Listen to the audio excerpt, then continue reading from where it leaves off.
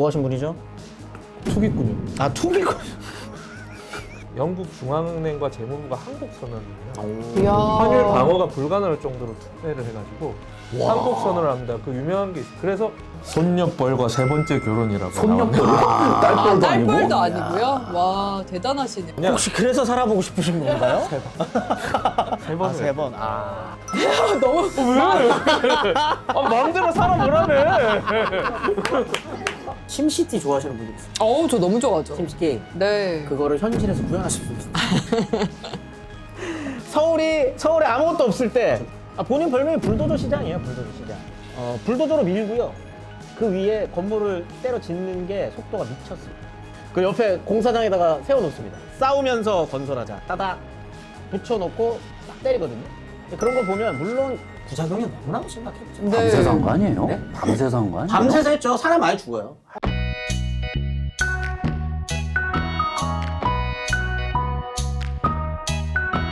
충선왕 또 흥미롭습니다. 충선왕 얘기까지 들어봤고요. 그 다음에 이제 되고 싶은 인물 어디로 가볼까요? 김 교수님 차례였죠? 전 조지 소로스요. 조지 소로스.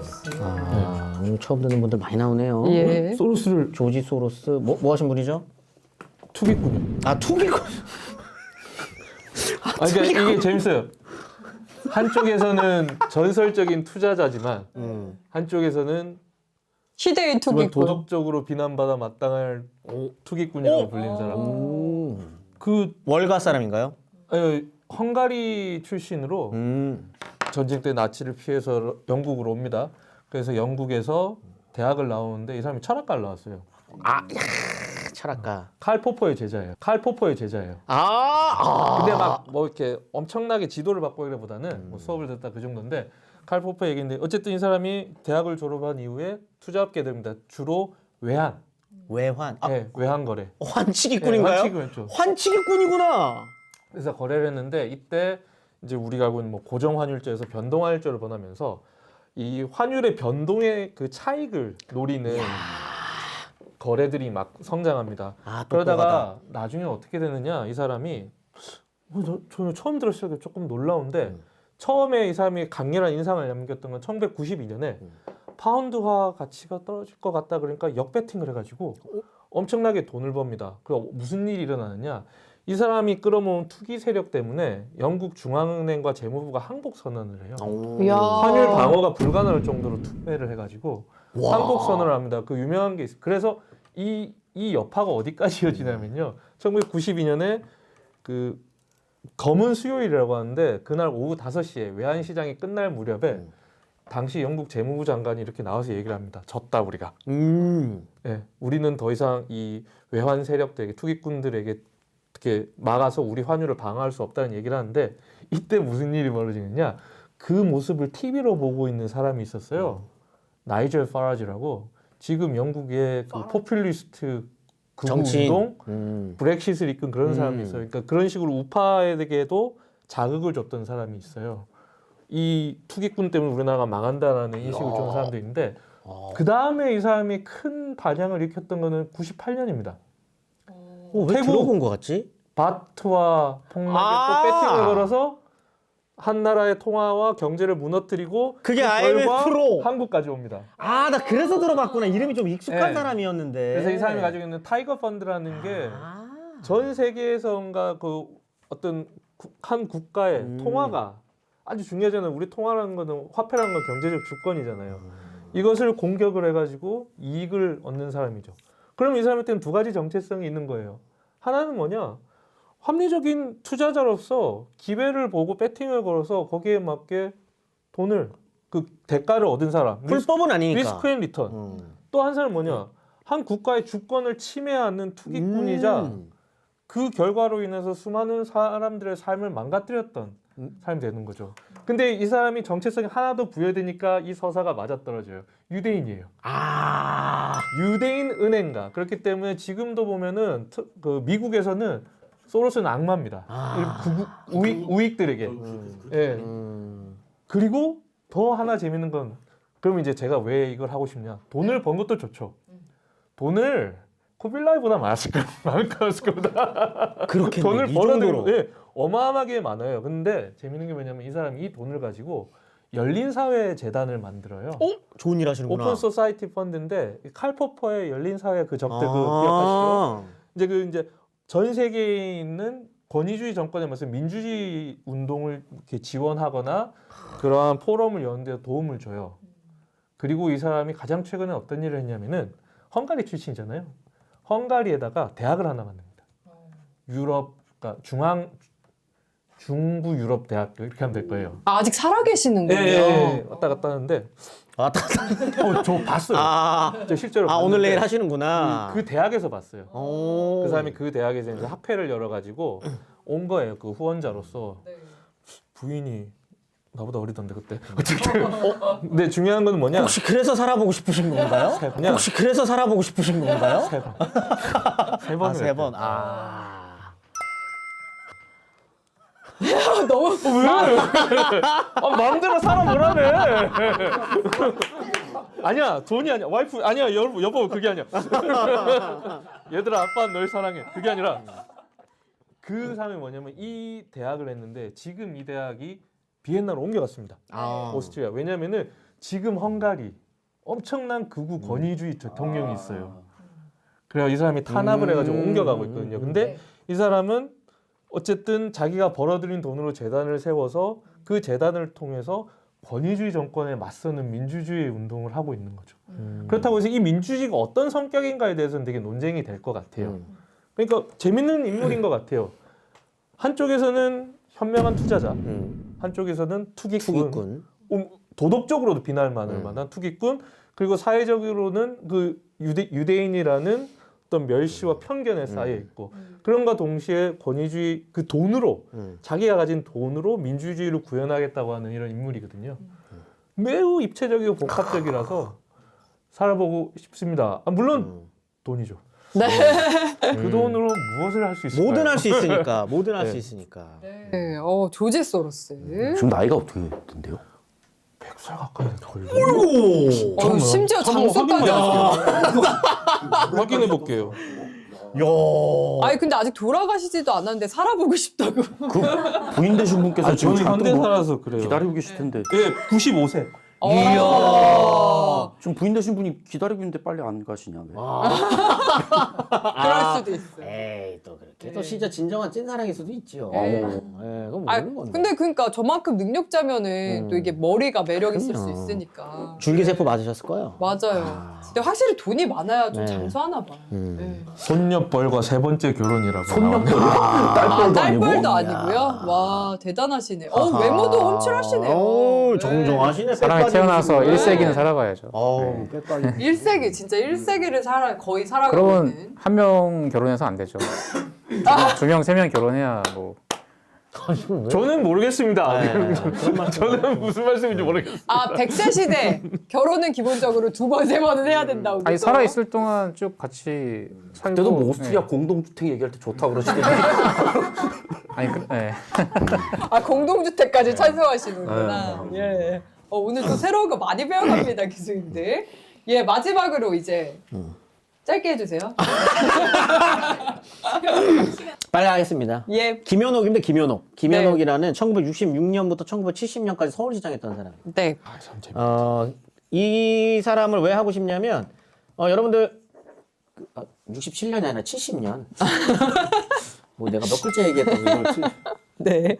왜 이 사람으로 살아보고 싶냐면 여러분들 중에 아마 심시티 좋아하시는 분들이 있을 거예요. 저 너무 좋아하죠. 심시 게임. 네. 그거를 현실에서 구현하신 분이 서울에 아무것도 없을 때 그렇죠. 줄 때 많고 하니까. 4년 동안 이 사람이 서울시장으로 있는 동안 한 거를 쭉 이야기하면 강변북로 이 사람이 갑니다. 여의도 동부이촌동 개발 이 사람 때 시작해갖고 완성합니다. 네. 그다음에 그때 지금은 많이 철거됐지만 고가도로 이때 다 만듭니다.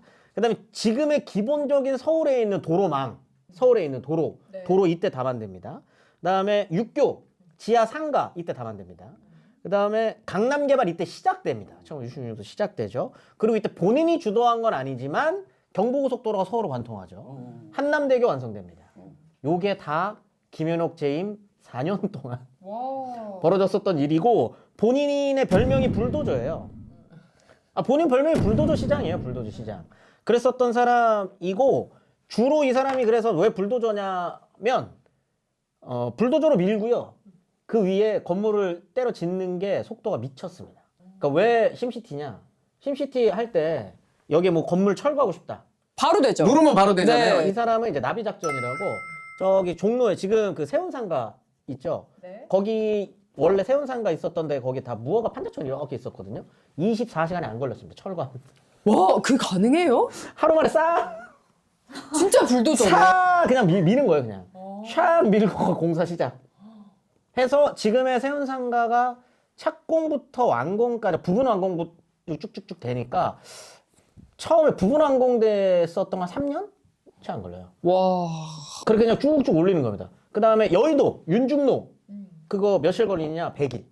그게 100일이 돼요? 100일 작전이라 그래가지고 서울시청을 여의도에 옮겨요.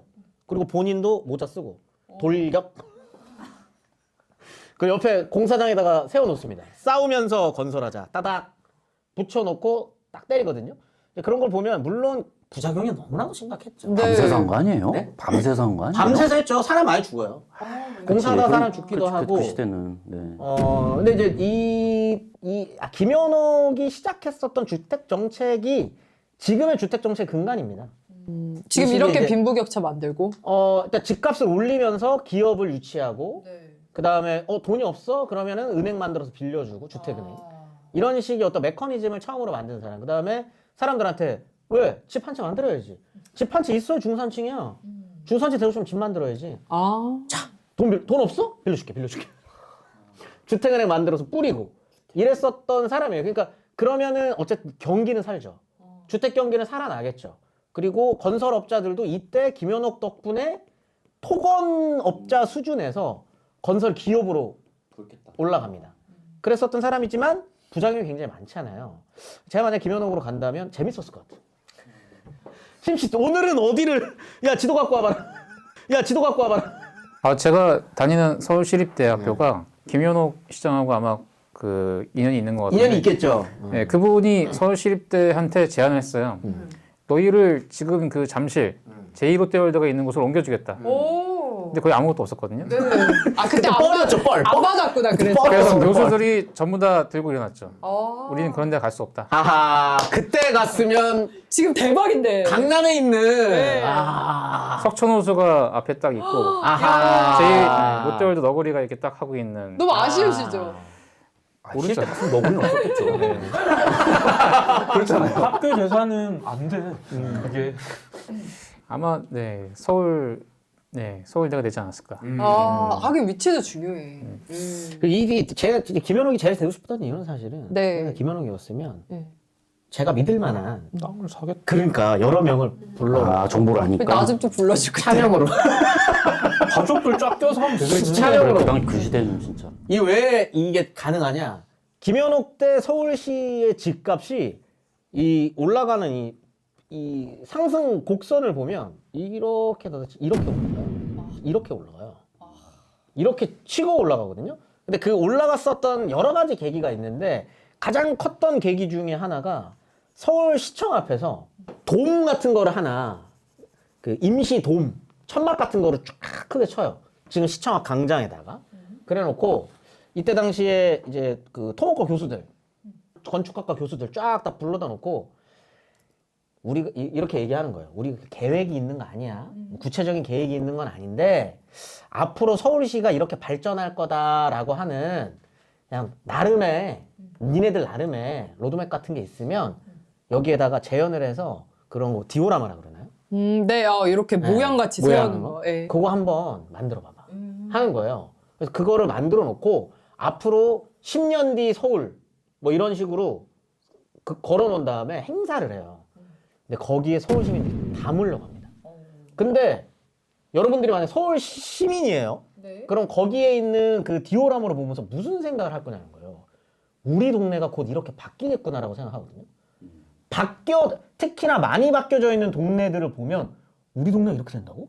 특별한 계획이 있었던 건 아니지만 그럼 어떻게 되냐? 그 다음 날부터 그 동네 땅값이 미친 듯이 뜁니다. 그 행사가 서울시 땅값을 올리는데 기폭제가 돼요. 그럼 나쁜 사람 아니에요? 지금 그래서 우리 지금 집 못 사고 이러고 있잖아요. 뭐 그렇게 생각할 수도 선생님도 있죠. 집 못 샀잖아요. 그래서 제가 이 사람이 되고 싶은 거예요. 그 동네 이렇게 꾸며놓고 네. 친구 한 명 부르겠죠. 제가 믿을 수 있는 너. 와이프도 못 믿어요. 친구. 여기 보시나 이거? 이거 안 보나 봅니다. 뭐 친구라던가 뭐 아니면 어머니 아버지 불러다 놓고 차명으로 내가 땅 한번 사놔라 라고 하면 아마 아까 조지 소로스라 그랬나요? 조지 소로스만큼은 아니지만 국내 최고 갑부는 될 수 있다. 김소로스 되겠다. 소로스 킴. 네. 소로스 킴은 될 수 있다. 아, 그래서 돌아간다면 저는 김현옥으로 살아보고 싶습니다. 예, 이 두 분은 이제 돈을 많이 받는 사람을. 아니 정체성. 중첩된 정체성. 아, 저 그런 거 없어요. 돈. 돈. 심시티. 돈. 심시티를 현실에서 구현하고 싶다면 김현옥이 되어라. 예, 저쪽은 네. 돈이고 여긴 권력이에요. 권력. 이 두 분은 권력이었습니다. 이렇게 또 오늘 저희 궁금증을 해결해 봤네요.